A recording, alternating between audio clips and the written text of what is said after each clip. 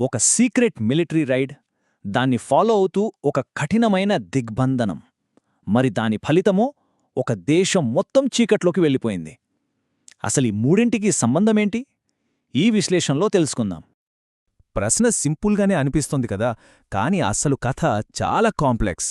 వెనిజులాలో ఏదో ఒక secret ride జరిగితే దాని ఎఫెక్ట్ ఏకంగా క్యూబా మీద పడి ఆ దేశం మొత్తం కరెంటు లేకుండా ఎలా అయిపోయింది. ఈ డామినో ఎఫెక్ట్ ఏంటో స్టెప్ బై స్టెప్ చూద్దాం రండి.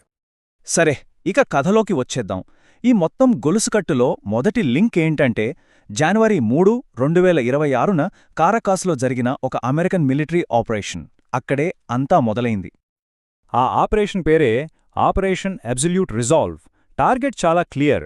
వెనిజులా అధ్యక్షుడు నికోలస్ మదురోని పట్టుకోవాలి, అంతే. ఇది ఫుల్ స్కేల్ యుద్ధం లాంటిది కాదు.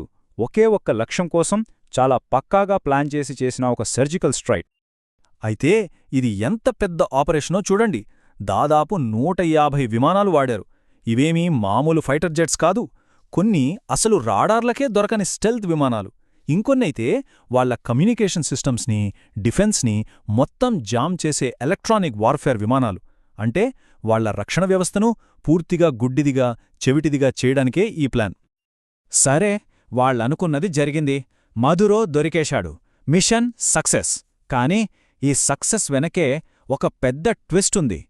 ఎవరూ ఊహించని ఒక పరిణామం. అదే ఈ మొత్తం కథను ఇంకో డైరెక్షన్లోకి తీసుకెళ్ళింది. ఆ ట్విస్ట్ ఏంటంటే, ఆ దాడిలో 32 మంది క్యూబన్లు చనిపోయారు. ఒక్కసారిగా వెనిజువేలాలో జరిగిన దాడికి క్యూబాకీ మధ్య ఒక డైరెక్ట్ లింక్ ఏర్పడిపోయింది. ఇక్కడ మనం గమనించాల్సిన విషయం ఒకటుంది. ఈ చనిపోయిన 32 మంది ఎవరో మామూలు సైనికులు కాదు. వాళ్ళు సాక్షాత్తు మధురో పర్సనల్ బాడీగార్డ్స్. అంటే అతని లాస్ట్ లైన్ ఆఫ్ డిఫెన్స్. ఈ యొక్క ఇన్సిడెంట్తో వెనిజులాకి, క్యూబాకీ మధ్య మిలిటరీ సంబంధాలు ఎంత స్ట్రాంగ్గా ఉన్నాయో ప్రపంచం మొత్తానికి తెలిసిపోయింది. సరే, మిలిటరీ యాక్షన్ అయిపోయింది. కాని దాని తర్వాత వెంటనే ఇంకో యుద్ధం మొదలైంది. అది ఆర్థిక యుద్ధం. ఒక దేశం యొక్క లైఫ్ లైన్ని ఎలా కట్ చేశారో ఇప్పుడు చూద్దాం. ఇక్కడే క్యూబా యొక్క అతి పెద్ద వీక్నెస్ బయటపడింది. వాళ్ల దేశంలో ప్రొడ్యూస్ అయ్యే కరెంట్లో ఏకంగా 83% ఆయిల్తోనే వస్తోంది. మరి అంత ఆయిల్ ఎక్కడ్నించొస్తోంది? దాడి జరగక ముందు వరకు వాళ్లకు కావలసిన ఆయిల్లో దాదాపు 60% ఇచ్చేది వెనిజువేలానే. దీంతో అమెరికా రియాక్షన్ చాలా ఫాస్ట్గా, చాలా స్ట్రిక్ట్గా వచ్చింది. వాళ్ళు ఒకే ఒక్క మాట చెప్పారు: ఇకపై క్యూబాకి ఆయిల్గానీ డబ్బుగానే వెళ్లదు, జీరో, అంతే. ఆ ఒక్క స్టేట్మెంట్తో క్యూబాకి వచ్చే లైఫ్ లైన్ ఒక్క దెబ్బతో కట్ అయిపోయింది. ఈ సిచ్యుయేషన్ని అర్థం చేసుకోవడానికి ఒక చిన్న ఉదాహరణ తీసుకుందాం. ఒక లైఫ్ సపోర్ట్ సిస్టమ్ అనుకోండి. వెనిజులా ఆక్సిజన్ లాంటి ఆయిల్ని అందిస్తోంది. అమెరికా దాడితో ఆ మెషీన్ ప్లగ్ పీకేశారు.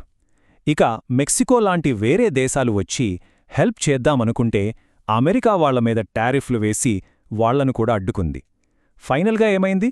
ఆ సిస్టమ్ ఫ్లాట్ లైన్ అయిపోయింది. అంటే పూర్తిగా కూలిపోయింది. ఇక ఇదే ఫైనల్ బ్లో. ఈ ఎగ్జిక్యూటివ్ ఆర్డర్తో క్యూబా కంప్లీట్గా ఐసోలేట్ అయిపోయింది.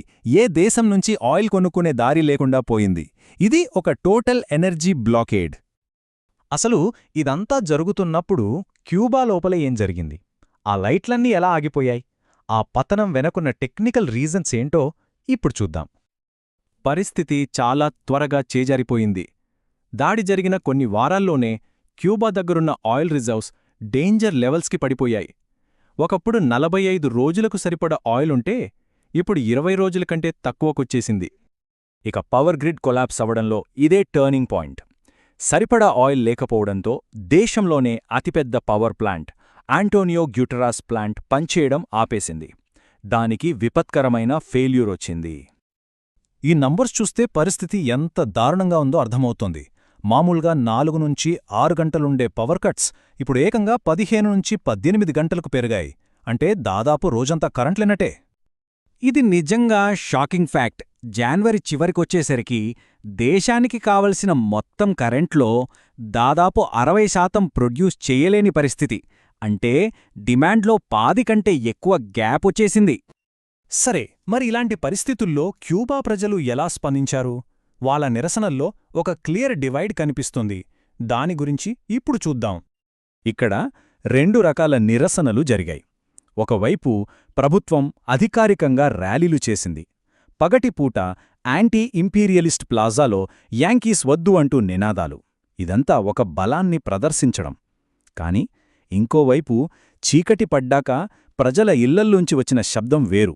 అదే క్యాసరోలాజోస్ అంటే ఖాళీ గిన్నెలు కొట్టడం. కరెంటు లేదని, తిండి లేదని వాళ్లు చేసిన నిరసన అది. చీకట్లోంచి వచ్చిన నిజమైన ఆవేదన అది. ప్రభుత్వం పగలు సూర్యరశ్మిలో జనాల్ని పోగు చేస్తుంటే రాత్రి చీకటిలోనుంచి మాత్రం ఇంకో సౌండ్ వినిపించింది. అదే ఖాళీ గిన్నెల చప్పుడు. ఆ సౌండే ప్రజల నిజమైన బాధకు గొంతుకగా మారింది. సో ఒక్కసారి మొత్తం డామినో ఎఫెక్ట్ను రీక్యాప్ చేసుకుందాం. వెనిజులా మీద ఒక సర్జికల్ రైడ్.